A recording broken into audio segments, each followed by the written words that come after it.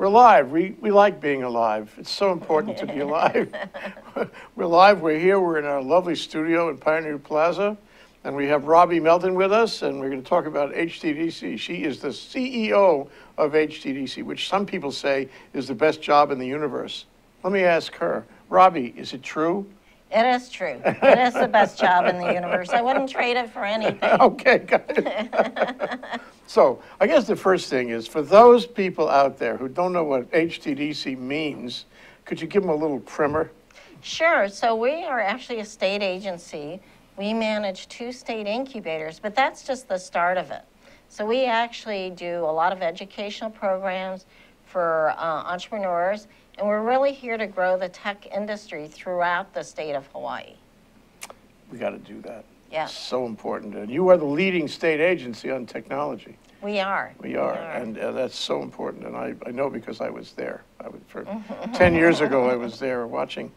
So anyway, what I'd like to talk about today is, you know, how it's changing at HTDC and all the programs you've got going, a lot of programs going, and, you know, how it's interacting with the tech community and how it's doing its mission, essentially. Okay, wow, that's a lot to cover in a short time. We only have 6 hours for this discussion. Right, of course. So actually, last fall, we launched our 80/80 initiative, which is to create 80,000 new tech and innovation jobs, earning more than $80,000 a year or more by 2030. And so people feel like that's an ambitious goal to meet, but we feel if we bring everybody together from education to the private sector to other state agencies, and with the rail coming on board, that we could accomplish that. So we are very fortunate that we got funding from the state legislature this year to launch 3 new programs to help companies really get started and build a good labor force. This is basic budgetary funding. I mean, this is the kind of money you need to operate HTDC. Yeah. Right. Well, this is actually specifically for programs. It's not for operation. Okay. And so that's the big difference. So we currently have a program called the Hawaii Small Business Innovation Research Grant. SBIR. SBIR, some people know it. If you don't know that, write it down, SBIR. You may qualify for one. And so actually, SBIR is a federal program. 11 agencies participate. A company who's developing a new product could get anywhere from $100,000 to $1 million in funding, and it's a grant. So you can't beat a grant. No, you have to pay it back. We at HTDC have a program that can provide matching for the first phase of that grant. And so that's up to $50,000 to $70,000. However, now we've been extended through the state legislature. We have $2 million to deploy to companies that win a phase 2 or phase 3 award, which means that helps them get from the prototype into the market. So you're talking anywhere from $250,000 to $500,000 additional dollars on top of the SBIR funding. This is exactly what we need. Oh, it is. You know, it is. I'll tell you why I think so, and then you can tell me why you think so. You know, tech has to move fast. A tech company has to get going. It's not like buggy whips. You have to have some cash right now in order to pay salaries, to develop the product, to do the, you know, what do you call it, the prototype? The prototype, thank you, and get out there. And you can't dawdle. So if you don't have cash, you're slowed down. And you can't compete with other people here or elsewhere who might be doing the similar. And so if the government cares to have a tech industry, and certainly it must care, we can't be a mono economy much longer, then the government should incentivize these young people who want to start these companies. And you incentivize it in many ways, but one of them certainly, probably the most attractive way for them is grants. So this is a big thing to incentivize kids to start companies. Yeah, this is a big thing for anyone, not just kids, but any adults to start I don't want to companies. discriminate against anybody on the basis of age. Yes, we have people of all ages starting companies, but it's true, you need funding And very few companies can get grants now. So this is an advantage for people in Hawaii that we have this program.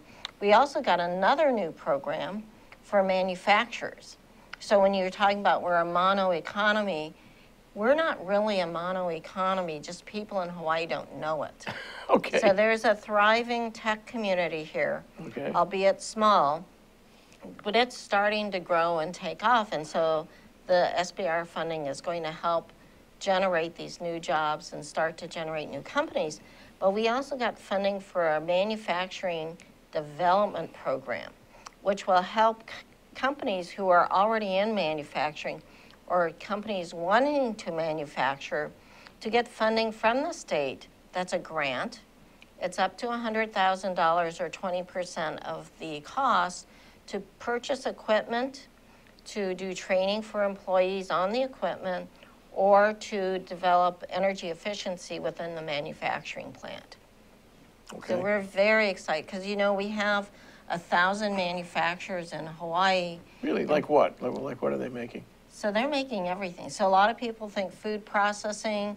There's someone that's making corrugated board. There's somebody that does the drinking bottles, plastic drinking bottles. Mm-hmm. Lots of different types of manufacturing. There's also a lot of agriculture.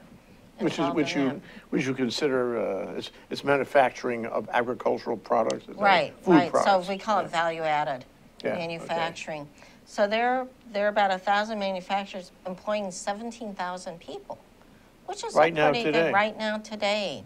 So this will help them by purchasing new equipment and being able to expand.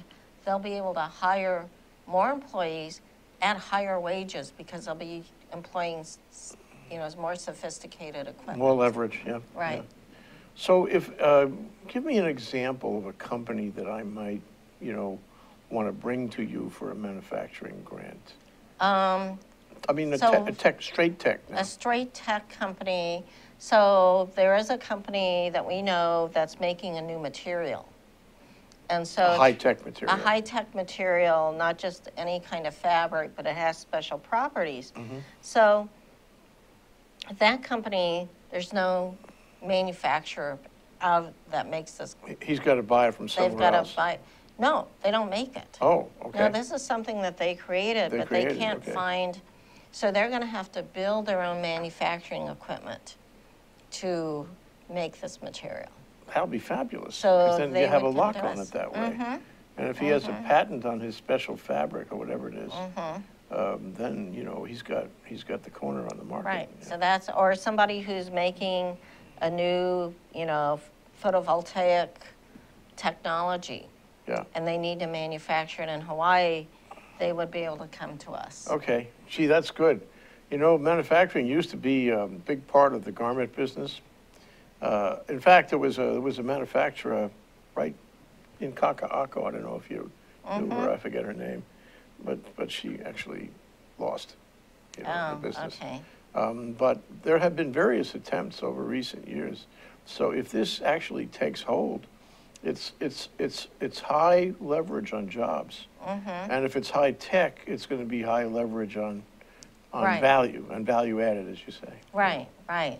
So we're hoping to really expand, especially as you mentioned the fashion world. There are a lot of new fashion designers that are emerging that are going to need to make their clothing somewhere. Well, that's so interesting. I mean, as a concept, I remember I was there when I was practicing in my early days. You know, there were a lot of muumuu and aloha shirt manufacturers all over this part of the city. They had substantial facilities where they actually sewed, or they had contract sewers who were nearby, local, and they would, you know, manufacture a lot of stuff. And it was very popular. It was part of the post-statehood boom on clothing, on Hawaiian-style clothing. But then it got cheaper to do the, you know, the fabrics and do the sewing overseas, and they all gave it up, and they didn't have the angle anymore. I mean, who knows why, but it kind of withered away, and I guess by the 90s already, it was pretty much gone. If we can achieve that again, if we can achieve a special iconic kind of clothing You know, it is popular. Hawaiian designs are very popular. It's not just Hawaiian designs, it's fashion in general. So I met someone, Planet Sun. I don't know if you've heard of them.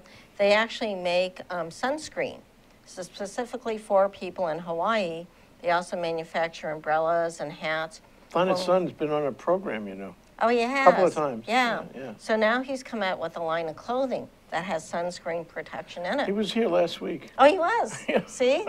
And so he wants to manufacture his garments. They're not Hawaiian, but they're actually other clothing. But it's the same, it's the youthful sports kinds of thing, outdoors kinds of things. This is great for Hawaii. Yeah, we actually, this week is the Fashion Immersion program from Creative Industries, where we brought 10 of the top designers in Hawaii. They're going through boot camp, learning how to do their business, you know, in order to boost the industry here in Hawaii. Oh, you know, Melissa White, does this ring a bell for you? She's the Fashion Institute. Oh, okay. And she does the annual Fashion Month, I think they call it. Hawaii Fashion Month. It's all about this. It's all about trying to make Hawaii a fashion center beyond the old muumuus and aloha shirts into a fashion center. And, you know, and we've had her on the program a couple times too. And one of the things I learned about that is that, you know, it used to be that New York, Paris, you know, that was it really. Those were the fashion centers, but it's not so anymore. There are many, many cities in the world today that have made themselves into fashion centers. No reason why Honolulu can't do that. Exactly. Well, that's the same thing with tech. You don't need to be in a major metropolitan area to be a very successful tech company, because as long as you have broadband, you now have access to the internet, and you can build your company anywhere. And so we're seeing a lot of that here in Hawaii. Yeah, I want to talk to you about that. I want to talk to you about the current situation, the current state of the industry, if you will, in tech, its boundaries, its possibilities, and then its sea changes, you know, how it is evolving, and your role in that, right after this very short break. I mean, that's too big a topic between now and the end of a break. So we're going to take a short break, and then we're going to come back, and we're going to get into the real heart of this whole discussion about the development of the tech industry in Hawaii and what HTDC is doing in that regard. We'll be right back with Robbie Melton. Hi, I'm Ethan Allen. I host Likeable Science on ThinkTech Hawaii, and I do this because I care about science literacy in Hawaii. I want to spread the understanding that science is a vital and interesting part of everyone's life. I want to make sure the broadest possible spectrum of people understand the beauty and the value of science and realize that science plays out each and every day of their lives. I want you to understand that science is fun. So we bring onto this show each week guests who are scientists, from astronomers to zoologists, and we talk about what they do and how they do it. But most importantly, we talk about why you should care about their work, why you should see that their work has value and impact on your life. So I hope you'll join us Fridays, 1 p.m. here on ThinkTech Hawaii. You can watch us via live stream. You can watch us recorded on Olelo, and you can see us each week. We hope you'll join us. Yeah.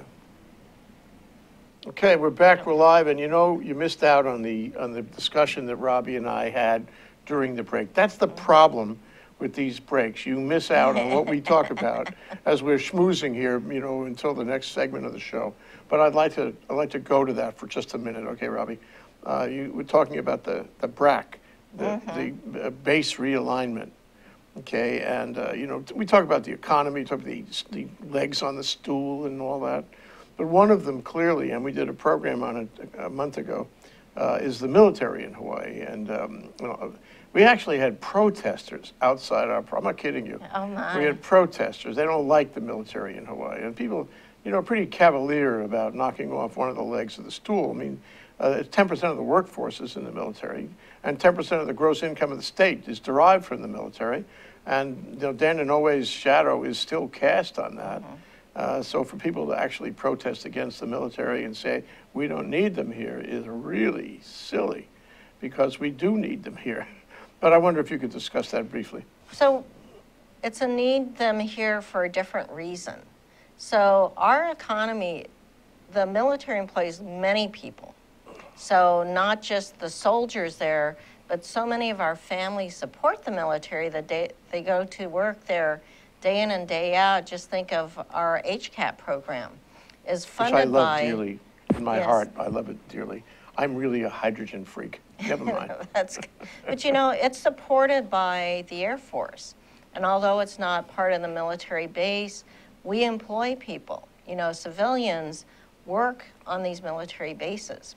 Also, there's technologies that many of our tech companies support or create new products. Dual use.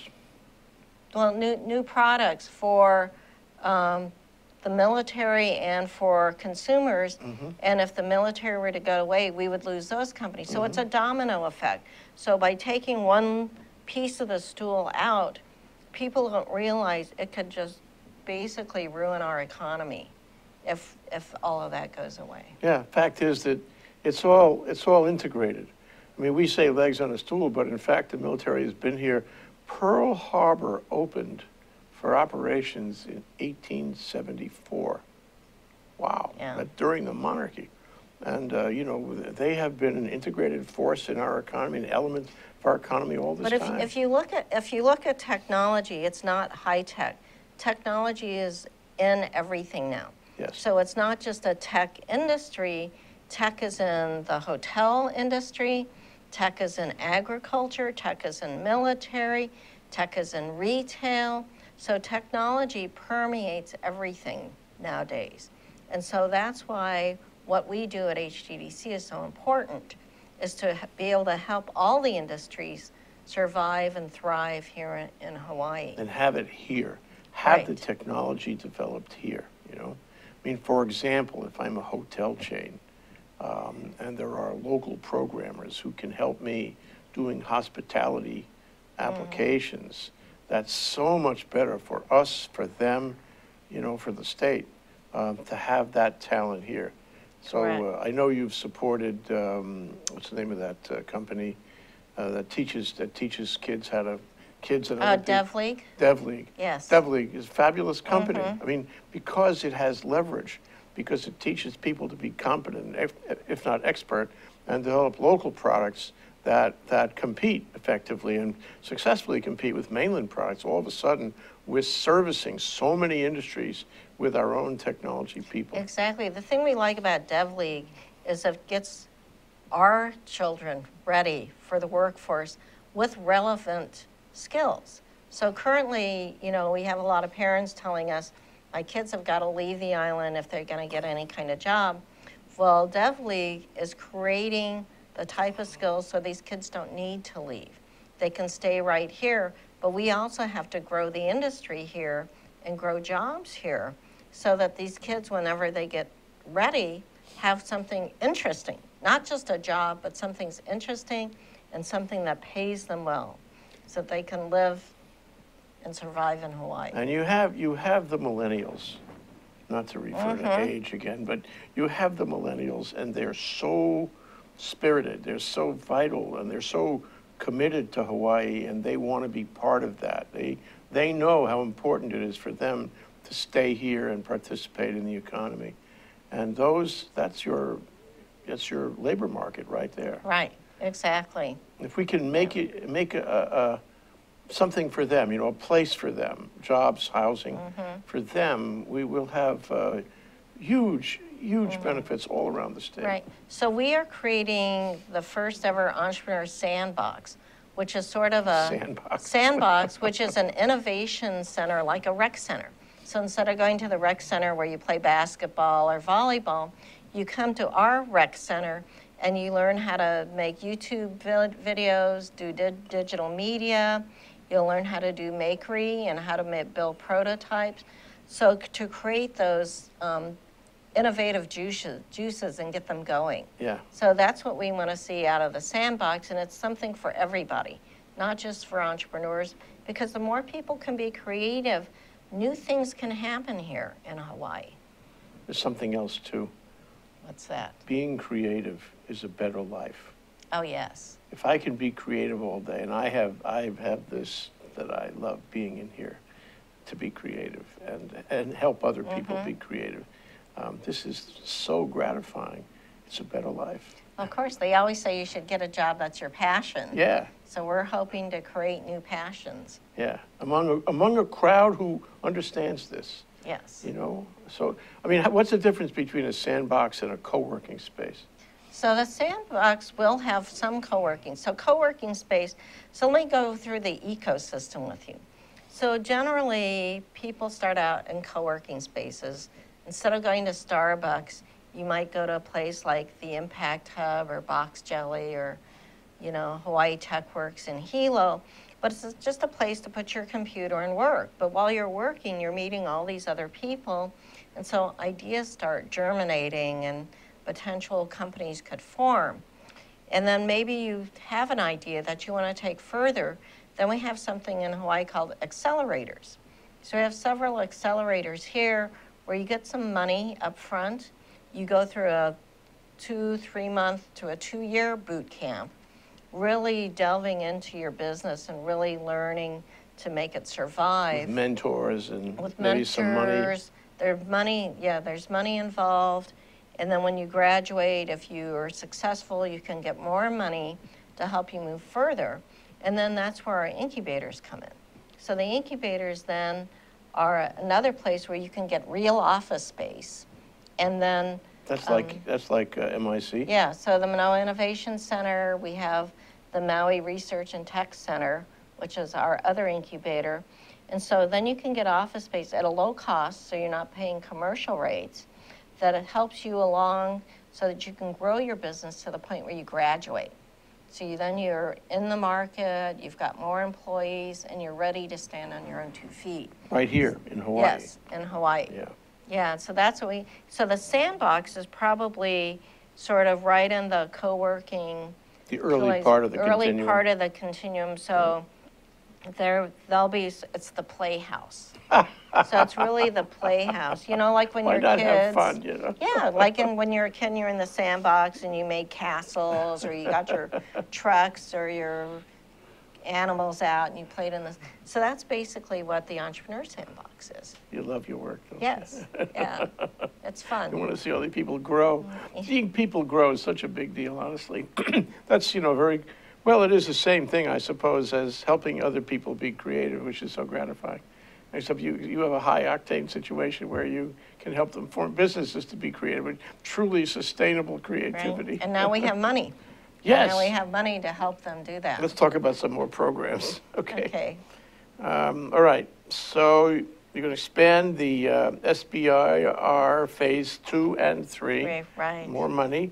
And manufacturing grant, we talked about that. Oh, an energy projects program Yes. with the Navy. Right. How does that work? So we have a 2-year pilot program. We're really excited about it. So there are some companies here that are developing new energy technologies. They're companies, and if they get funding by the Office of Naval Research, they can apply for a matching grant. We have $1 million for the each year for 2 years that companies will be able to apply for. For any of our new programs, we are currently making the rules. So as a state agency, of course, we want to be fair and equitable to all the companies. So we have to write administrative rules for people to apply. So once we get done with that, we'll have to post it. We'll have a public hearing. And then once that public hearing is through, then we can then launch these programs. Implement the rules. Yeah, implement the rules. So it's going to take some time. These are rules that allow you to make fair selections Right. of people who are going to get these matching Right. funds. Matching funds, Yeah. exactly. Yeah. Yeah, so that's how that works. And so people are already asking us, when can I get the money? So we're hoping if we can fast track it to sometime in the late fall to be Okay. able to release the funding for that. Okay. And that's for energy. This is specifically Yeah, for well, energy. it's for all 3 of the programs, for energy, for the manufacturing, Oh, I and for see. the SBIR. Okay, all of the foregoing, okay. Yes. So theoretically, it'd be something like they would apply, you would have the ability to decide how much goes to them, and then ultimately when the rules are in place, you would send them a check. Right. And this is all grant money or matching grant money. It's all, yes. So it's all grant funding. So again, we have to have the rules in place. There'll be a special application for each program. So we have to have those policies in place before we can release any of the money. Very, very exciting, though. Very exciting. Yeah, it is. This is you know, it's direct. If I know it's different, but if I compared this, say, with a venture capital firm in San Francisco, the procedure would be entirely different. The time frame would be entirely different. The amount of money would be different. Right. And it's not necessarily going to help the young entrepreneur. So if you look at our funding that we're providing, that will help a company get then to the next round of funding, which would be either angel or venture capital. Very few companies actually are really eligible for venture capital. Most of it's angel. Because that's more money and Well, more process, they have too. different rules. Yeah. So they have different needs. But last year alone in Hawaii, the companies that took our survey, they raised $16 million in Venture capital. and angel funding just in 1 year alone. Mm-hmm. So that's very good. And then last year, there was also, I think, $27 million in SBIR funding that our companies received. Now, you might not see you'll see the SBIR funding because that's going to go through your program. Right. But you're not necessarily going to see the venture capital funding because Right. that could happen outside of your program. That does happen outside of us. The Hawaii Strategic Development Corporation manages sort of the venture and equity funding, and they funded the accelerators in partnership with the private investors to develop the accelerator programs, and then they have money in limited partnerships as well. So that branch of investment goes through that agency. Okay, and they're your, I don't want to say brother or sister. Yeah, they're a sister agency. We call them a sister agency. Okay, because you're both under DBED. Right, And they're both right. attached agencies. Right. And you're both interested in building the economy. Right, right. This is the most important part of DBED as far as I'm concerned. Yeah, but well, all of DBED is interested in building the economy. That's what we do. Yeah, So the Department of Business, Economic Development, right. and Tourism. And tourism, yes, yeah. So there's energy, there's the creative industries. Creative industries? Yeah, so we're actually involved with all the other divisions and attached agencies. We work closely with them. So like with the energy division, you know, our HCAT program works very closely with their office. And then also with the creative industries, with the filmmaking, you know, they've partnered with our manufacturing extension program to do this fashion immersion program. Sure, bring them together. Have them So work together. Yeah, because it is. Because once you design, you need to manufacture. Yeah. So it's a great fit. So we work closely with all of the different divisions. Okay, now the energy program with the matching funds and all that, that would be for energy technology, some kinds of things that will help the development of energy, renewable Right. energy or grid It grid could energy. be anything related to energy. As long as it's funded by the Office of Naval Research, then a company could come to us to seek matching funds. And the for Navy that. is very interested in this, so they're yes. definitely doing something. Yeah, Yeah. well, just think of being out at sea for months at a time. How are you going to power your ship? Yeah. Well, you know, just a few days ago, we gave, the Hawaii Energy Policy Forum gave an award to the Navy for its program in Kaneohe with ocean energy. Captain Mike Williamson was there to receive that award. So the Navy is very interested, and so is the Marine Corps for that, I'm sure you know. All of them. So one question before we go to our next break. Okay. If I'm an entrepreneur who thinks of energy, and I think a lot of entrepreneurs either do or should think of energy because it's such a burgeoning field, it's got so much promise in the world to come, especially when you got 100% renewable by 2045, that's coming soon. Yes. Where do I go? Do I go to you? Do I go to Dawn Lippert's Energy Accelerator? Do I go to both? You can go to both, you know, depending on what stage you are in your company.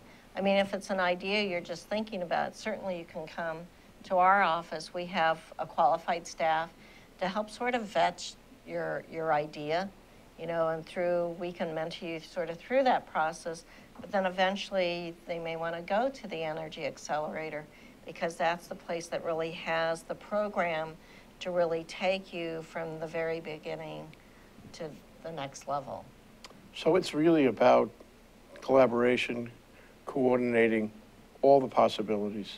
Right. And I mean, knowing you and knowing HTDC, I'm sure that that's central in your role, not only to provide your direct benefits, but also to put people in touch, you know. Yeah, we believe in collaboration with all, because how else are you going to build the ecosystem if we don't all work together? If we're all just busy doing our own thing, we're never going to be able to grow the industry. Yeah, there's a whole community so involved. Yeah, so it's a very, very powerful community when we work together. Great. Okay, we'll take a short break.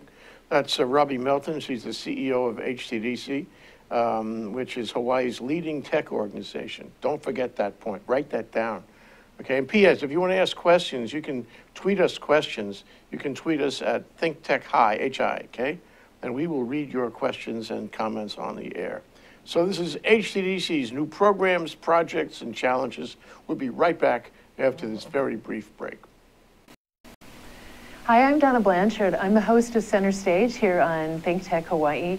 Center Stage airs every Wednesday at 2 o'clock, and of course you can check out our archives on YouTube or on ThinkTech Hawaii anytime you like. Why should you do that? Because this is an arts show that I believe is making a difference in lives. We talk with artists of various ilk. We talk with painters and writers, playwrights, novelists, poets, sculptors, dancers, you name it, directors, actors, of course.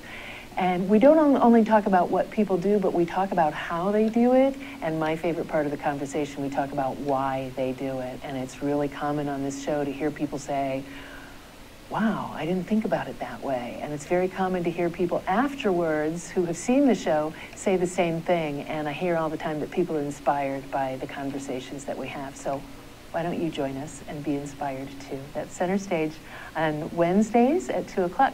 We'll see you Center Stage. Hi, I'm Chris Leatham, and I'd like to invite you to come and watch my show every Wednesday at 3.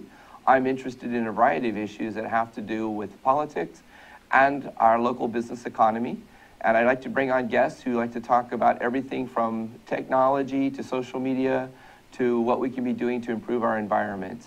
And so I'd like to invite you every Wednesday at 3 to stay and watch my show here with ThinkTech Hawaii. And I'll see you there. Aloha, my name is Josh Green. I'm a senator from the Big Island. I work in the ER there. But on Tuesday afternoons, I get to come and spend 45 minutes to an hour with Jay Fidell and the ThinkTech staff. They're terrific professionals. They help us to bring some of the leading cutting-edge topics here across our state to you. So you can join us at our show on healthcare in Hawaii to talk with leaders from across all the spectrum of health in our state, or you can join us for any other show where we talk about economic development or tourism, or some really eclectic programs too. So really, we love to see you here on our show. Thanks for joining us and thanks for supporting us. Okay, we're back, we're live. We're having a good time with Robbie Melton, talking about HTDC and its programs this year, which are really up and really exciting and having an effect. But I want to talk about the neighbor islands because I just came back from my trip to a family reunion in Hawaii Town on North Kohala Coast. And I love the neighbor islands. I love Hawaii. I love the Big Island especially. And I want to talk to you about how tech is doing, how the incubator and accelerators are doing out there. Whether, your point a little while ago was, so why can't we do this? We can do this. Well, why can't we do this in Hawaii? And that goes in large part to broadband, yeah. Right, exactly. So broadband is everything. So people think it's just the cell phone, it's your internet. But broadband is the glue that brings everything together, such as running cash registers. Everything is automated through that connection. And, right now we have a limited supply of broadband here on all of Hawaii. So some places don't even have any access. Either it costs too much money or there's just no connection. There's no connectivity. And then for companies here, especially for tech companies that need higher speed broadband to operate, the cost is so prohibitive, they can't do it. So we're looking at bringing more cables here. So DBED actually got funding to build another cable landing site. Critical. That's critical to bring more broadband cables in, to make it accessible to everybody and affordable for everyone. And Hawaiian Telecom is working on the actual cable. Is it with a They're one of them. consortium investors? Yes. So in order to make that happen as another cable that serves Hawaii, you're going to have the landing. Right. It's all part of the same program. Yeah, because you need somebody to build up that land piece. Yeah. I'm not a broadband expert and I'm not a techie, so I don't know all the correct terminology.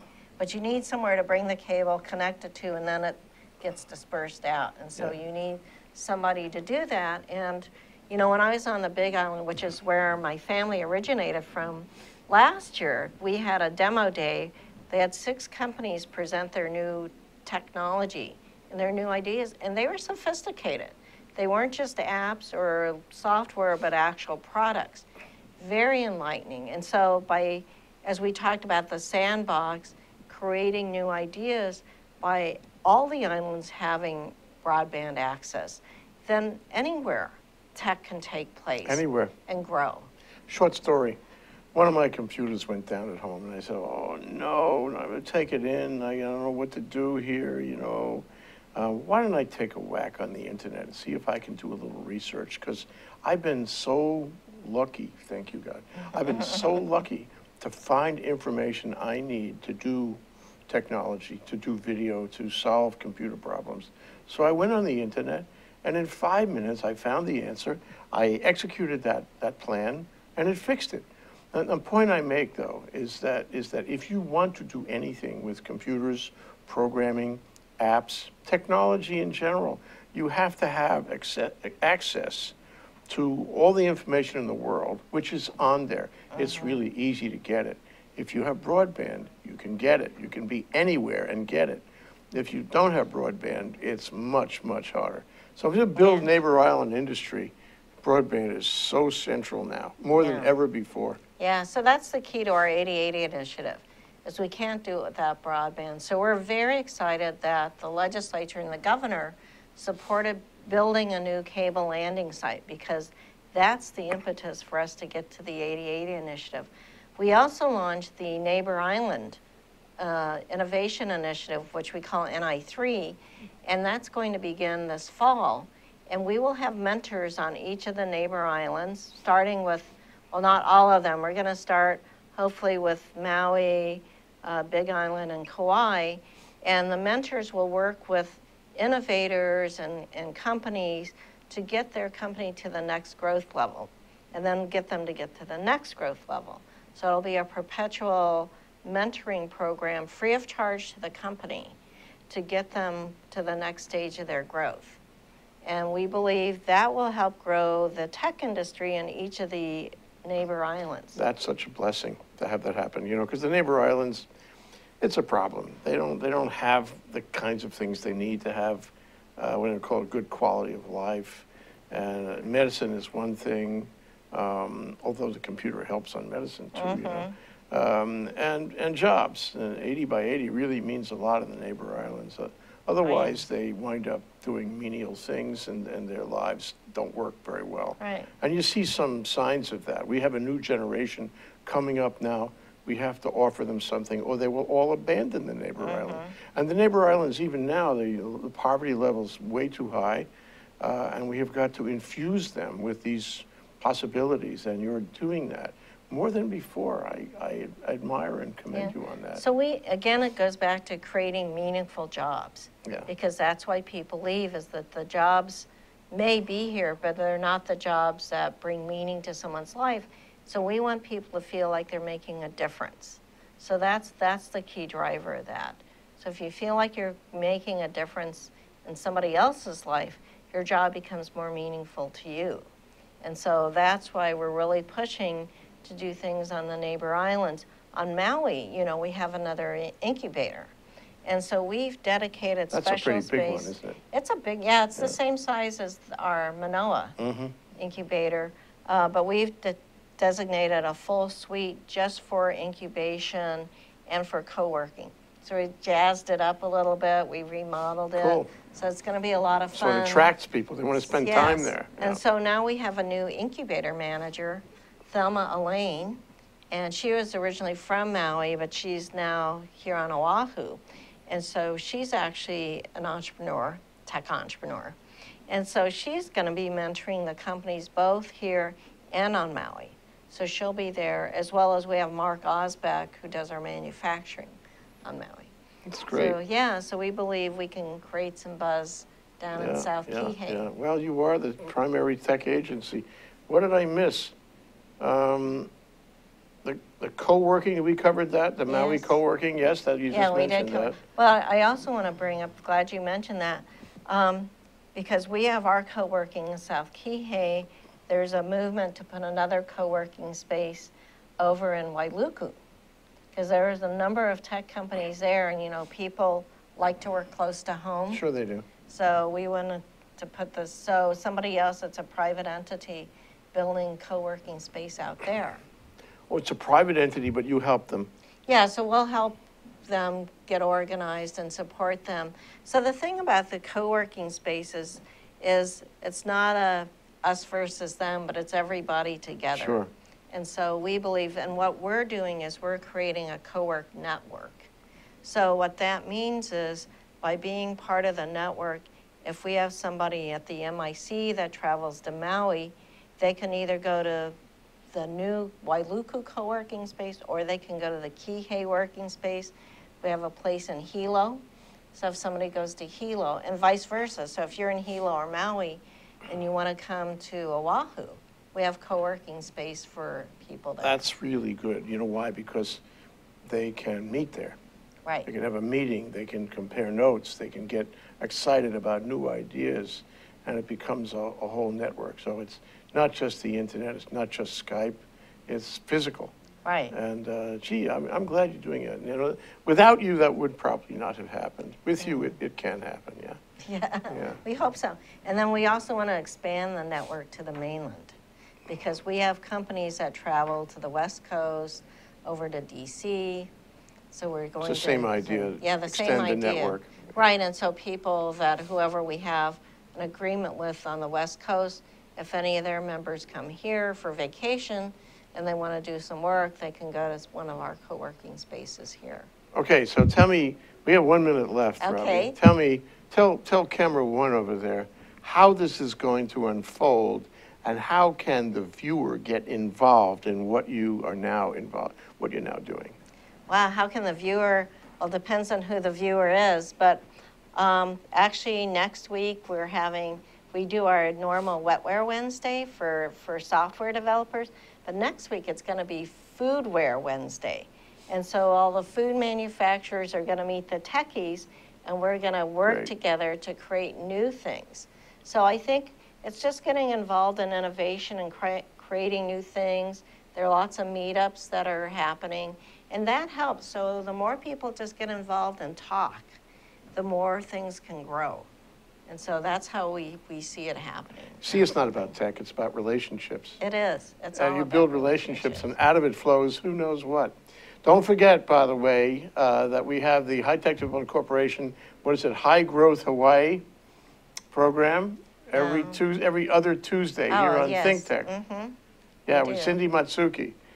So you can track on what's going on at HTDC and meet a lot of their entrepreneurs and prospects. And cool ideas. That's the reason why you want to check in. See the cool ideas emerging. You can get infected with this vitality. That's what you want. Yes. Thank you so much, Robbie. All right. Thank you, Jay. Aloha. We do.